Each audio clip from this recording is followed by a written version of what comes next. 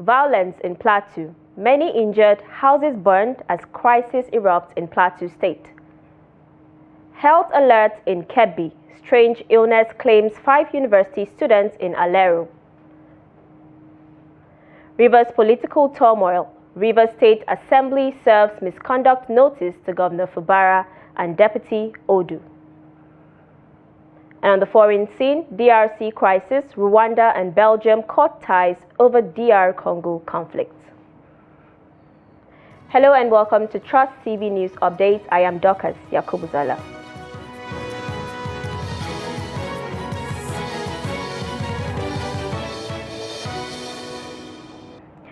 Now, several people have been reportedly injured and houses burned after a disagreement between traditional worshippers and Muslim youth in Shimkar community of Shandam local government area of Plateau State.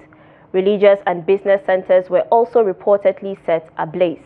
Sources from the community said the violence, which started on Sunday night, continued into Monday morning, adding that the arrival of police officers and soldiers in the community failed to prevent the violence from escalating. The sources who confirmed the crisis said the incident began when traditional worshippers were passing through and a disagreement ensued between them and the Muslim youth, leading to violence. Residents, including women and children, were seen fleeing for their lives while business activities were shut down. While authorities are yet to issue a statement on the incident, residents said the violence is currently ongoing and called for the deployment of security forces in the area. Now joining us via phone is Trust TV's Ado Musa to give us an update on the incident. Good evening, Ado, and thanks for joining us. Good evening. All right, can you give us an update on the violence and how it erupted? There are two conflicting narratives from the sources in the community. While the youth leader of the community is giving a different narrative, and then the Muslim community are also giving a different narrative. According to the youth leader, Linus Laji, the incident started when the traditional worshippers were about to go to a shrine, and then suddenly the Muslim youth insisted that they will not go to the shrine, they will not perform their traditional worshipping. On the other hand, the chief imam of the area, Hamisu Lamido, he said that the narrative, it wasn't like that. It was when they realized that the traditional worshippers were heading to the shrine, and then suddenly some of them allegedly started snatching some properties from people around, and then before you know, the violence started. So these are the two conflicted narratives from the two warring parties. But when I contacted the spokesperson of the State Police Command, DSP Alabo Alfred, who also confirmed the incident, said that at the moment he cannot give me exactly the reason behind the incident, but they were able to understand that so far 4 people have been injured. And then the situation is also under control because they have deployed security personnel to the community. So this is the update we have at the moment. All right, so is there an official report on the scale of the violence? No, so far there hasn't been any official report from on the violence. So from either maybe the state government or even the police. What the police could only say when I called him that very soon they'll issue a statement regarding the violence in Shimankar. So the peace accords recently reached in Bokos was supposed to signal a resolution across all hotspots. Was Shandam not included in this peace accord? Shandam wasn't included because Shandam has been a very peaceful local government. The last crisis that occurred in Shandam was the one that happened in Yalwa almost more than a decade ago now. So it is believed that Shandam has been very peaceful. That is why the Operation Safe Haven has not included Shandam as part of the peace process.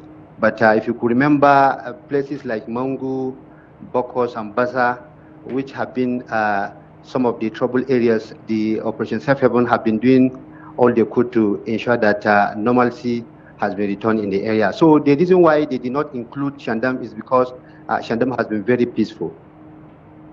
Thank you so much, Ado, for the update. Okay, thank you for having me. Now moving on to more stories, the Delta State Police Command says it has killed 4 suspected kidnappers and recovered 1 AK-47 rifle along the railway line in Agbaho area of the state. The state police spokesperson Bright Edafe stated this in a statement on Monday in Asaba, the Delta State capital. Edafe noted that operatives of the CP Special Assignment Team had earlier arrested 1 suspect when he was seeking to buy AK-47 rifle ammunition on March 9, 2025. He noted that the suspect, during interrogation, revealed the location where the rifle was hidden, adding that operatives stormed the bush along the railway line in Abaho, where the gang members, upon sighting the police, engaged the team in a fierce gun duel, during which 4 suspected kidnappers sustained serious gunshot wounds. He said the injured suspects were taken to the General Hospital, Ughelli, for treatment, but were later confirmed dead by the doctor, adding that their corpses have been deposited at the hospital morgue, while efforts to trail and arrest the fleeing hoodlums are ongoing. Edafe said items including 1 AK-47 rifle and 1 magazine were recovered. Now, a yet-to-be-identified disease has reportedly claimed the lives of 5 students at Kebbi State University of Science and Technology, Alero. Some students of the university who spoke on condition of anonymity since the institution has not made an official statement revealed that 4 students mysteriously died last week while another passed away on Sunday after falling sick overnight. A source explained that officials from the World Health Organization (WHO) visited the university last week for an awareness campaign on the dangers of meningitis. However, it did not confirm whether meningitis was responsible for the death of the 2 students who had died before their visit. The university's registrar, Maimaru Alhaji Tili, confirmed the deaths of 4 students. Tili added that he had officially written to the Commissioner for Higher Education, Isa Abubakar Tunga, seeking guidance on measures to curb the fatalities. Still talking health matters, the Nigeria Center for Disease Control and Prevention, NCDC, has reported a decline in new confirmed Lassa fever cases in its Epidemiological Week 9 2025 report. The NCDC, via its official website on Sunday, said the fatality rates remained alarmingly high at 18.7%, with 100 deaths recorded so far in 2025. According to the Lassa fever situation reports released by the agency, 29 new cases were confirmed across 9 states, a drop from 54 cases recorded in Week 8. It said the affected states included Ondo, Bauchi, Edo, Taraba, Ebonyi, Plateau, Cross River, Nasarawa, and Enugu. The NCDC highlighted that 72% of all confirmed cases were reported from just 3 states, namely Ondo with 31%, Bauchi 24%, and Edo 17%. It said these states continued to bear the brunt of the outbreak, raising concerns over the effectiveness of the ongoing containment efforts. Now, a private lawyer and member of the APC, Muhammad Kanoma, has filed a suit at the Federal High Court in Gusau, Zamfara State, challenging the ban on political gatherings and rallies in the state, claiming the action is illegal. According to Kanoma, the state governor's ban on political gatherings is a violation of his constitutional rights and the rights of all the political parties who are supposed to be promoting their party's ideologies. The presiding judge, Justice Salim O. Ibrahim, adjourned the matter to allow the 2 other respondents who could not make appearances in court time to come before he proceeds with the case. The applicant told journalists that he is seeking a perpetual injunction restraining all the respondents from enforcing what he termed an illegal ban and declaring it null and void, as it is unconstitutional and therefore should not be allowed to stand. Kanoma stated that he filed the suit for himself and on behalf of all the political parties in Zamfara State. The respondents are the Zamfara State Governor Dauda Lawal, the Attorney General and Commissioner for Justice Abdulaziz Sani San, and the Commissioner of Police, Zamfara State. For the court to declare the ban as null and void because it is unconstitutional, and also for the court to give an order of perpetual injunction restraining all the respondents, that is the governor and the commissioner of police, from enforcing that illegal order or illegal, ban, because we believe it is unconstitutional, and the constitution is above all authorities, it's above all laws, and nothing can conflict with the provisions of the Constitution. We need to understand here, the law is not just there for decoration. INEC is an authority regulating activities of political parties. There is a guideline. When you check the INEC website today, you will see a guideline for guiding, there are laws and guidelines guiding political parties. Now, there are certain things that we need to make clear. For example, we have campaign, we have rallies, we have gatherings. Now, campaign is completely prohibited unless, during the time of election, and there will be period for campaign and all that. But, issue of gathering can be done anytime, any day. So we are not talking about campaign here because there are no candidates. But as members and, officials of political parties, you have ideologies and you need to promote them day in, day out. Now we move over to Rivers State, where the Rivers State House of Assembly has served a notice of alleged misconduct against Governor Siminalayi Fubara and his deputy, Ngozi Odu. A notice obtained from the Assembly on Monday revealed that the lawmakers claimed the action was in line with the Nigerian Constitution. The notice said the action is in compliance with Section 188 of the Constitution of the Federal Republic of Nigeria 1999 as amended, and other extant laws. It stated that the Rivers State Assembly members forwarded a notice of gross misconduct by the Deputy Governor of Rivers State in the performance of the functions of her office. Condemning the spending of taxpayers' funds by the Office of the Secretary. This is coming time. Secretary to the State Government, Western State Government, SSG. This is coming timely, Mr. Speaker. You will agree that we ran the whole of 2024 without any budget. And this is happening this third time in 2025. So, Mr. Speaker, this is timely. I want us to pass this. I will urge my colleagues to support this speedily so I can give it a speedy passage. The 26 members here have signed it.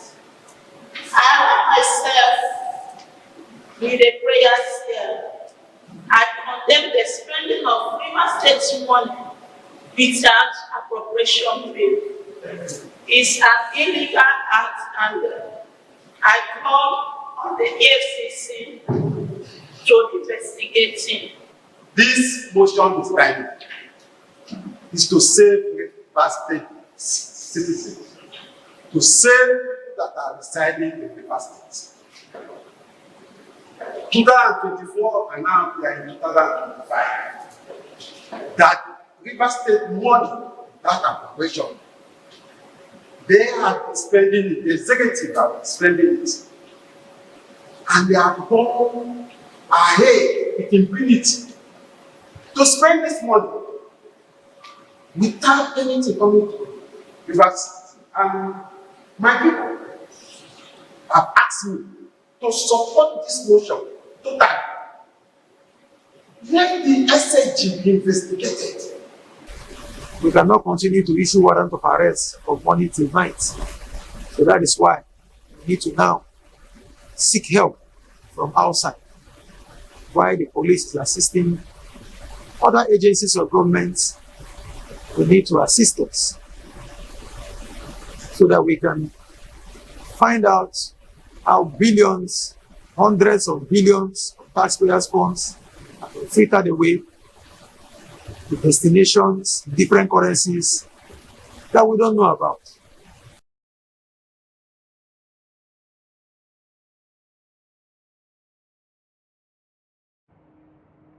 Now, still talking politics, former Lagos governorship candidate of the People's Democratic Party, PDP, Abdulaziz Olajide Adediran, popularly known as Jandor, has formally announced his return to the All Progressives Congress, APC.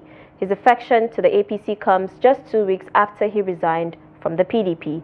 Jandor, who addressed a press conference in Lagos on Monday, said his decision followed extensive consultations with political associates, supporters and stakeholders.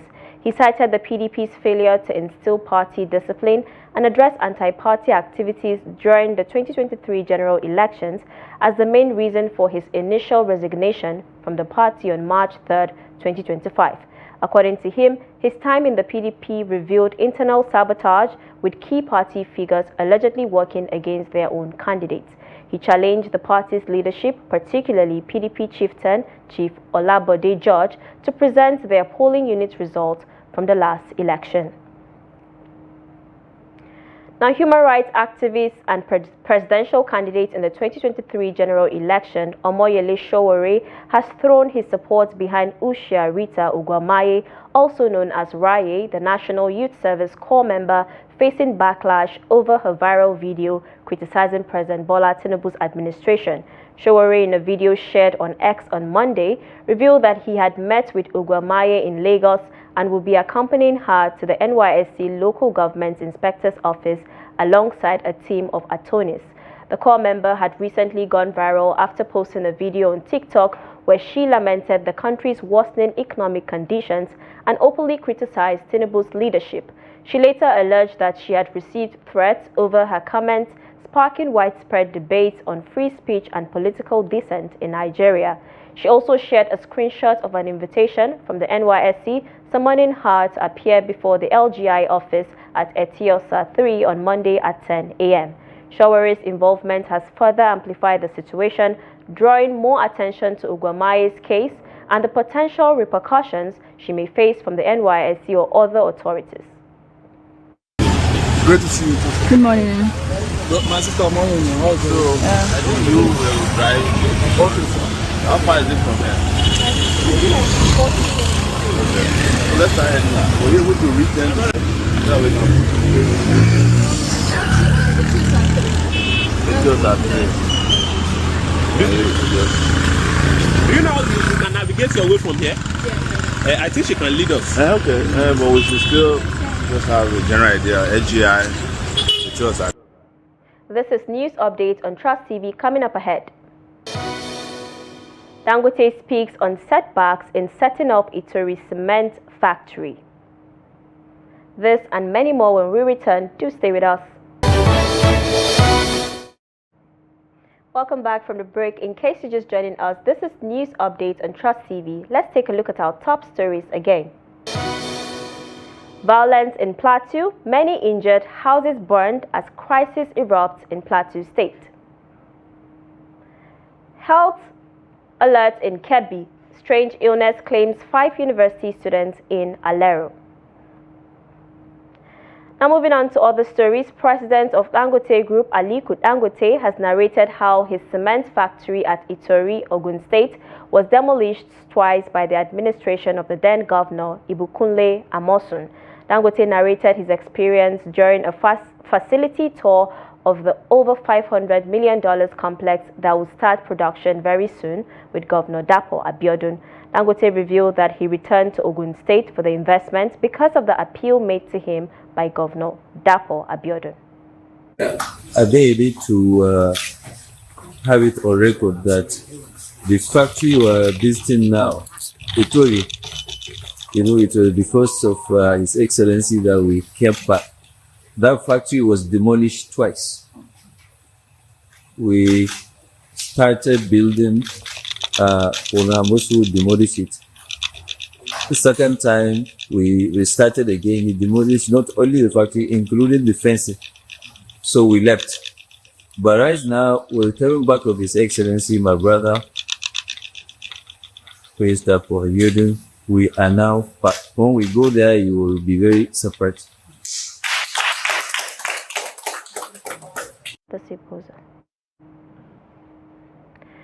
In business, the Nigerian Content Development and Monitoring Board (NCDMB) says it will investigate Sterling Oil Exploration and Energy Production Company (SIPCO) over alleged expatriate anti-labor practices and quota violations. NCDMB's statement comes after a protest by the Petroleum and Natural Gas Senior Staff Association of Nigeria (PENGASAN) at SIPCO's headquarters in Lagos. The protest, headed by the national president of PENGASAN, Festus Osifo, raised concerns over the SIPCO's alleged preference of expatriates over qualified Nigerian workers. A press statement issued by the NCDMB on Monday explained the importance of the move as it reaffirmed its commitment to enforcing local content laws in the oil and gas sector. The board commended the union for bringing the matter to public attention, emphasizing that it had taken enforcement actions against SIPCO in the past. NCDMB noted that through its Nigerian Oil and Gas Industry Content Development Act 2010, it has ensured that 609 technical positions were reserved for Nigerians between 2020 and 2024, reinforcing Nigeria's capacity to manage complex oil and gas operations. And away from Nigeria, Rwanda on Monday severed diplomatic ties with Belgium and expelled all Belgian diplomats from the country. A Rwandan foreign minister statement said the European nation had consistently undermined Kigali during the ongoing conflict in the Democratic Republic of Congo. Belgium called the measure disproportionate and expelled Rwandan diplomats in response. In a statement released Monday, Rwanda's foreign ministry said the government of Rwanda has notified Belgium of its decision to sever diplomatic relations effective immediately. It accused Belgium of taking sides in a regional conflict and systematically mobilizing against Rwanda in different forums, using lies and manipulation to secure an unjustified hostile opinion of Rwanda in an attempt to destabilize both Rwanda and the region. Belgium immediately slammed the move as disproportionate and expelled all Rwandan diplomats from European countries. And in sports, the Nigeria Women Football League (NWFL) on Monday confirmed venue changes for two key figures as the 2024-2025 NWFL Premiership resumes on March 19th following a two-week break. In an official statement signed by NWFL Chief Operating Officer Modupe Shabi, the highly anticipated second-round clash between Ekiti Queens FC and Edo Queens FC, originally scheduled to be held at Oluyemi Kayode Stadium, Ado-Ekiti, has been temporarily relocated to Ilorin Township Stadium. Due to the rehabilitation of Ekiti Queens' home ground, the fixture will now take place on Wednesday, March 19, 2025 at 3 p.m. Additionally, Adamawa Queens FC will play their remaining home matches in Makwada Stadium, Numan, Adamawa State, starting from the second stanza of the season. Their first game at the new venue will be against Rivers Angels on March 19th. The NWFL reiterated that the changes were necessary to uphold match quality and player safety, with all affected clubs and relevant football associations duly informed. And with that, we wrap up news updates on Trust TV. Do not forget to follow us across all our social media platforms for more programs, news, and documentaries. I am Dorcas Yakubuzala. Bye for now.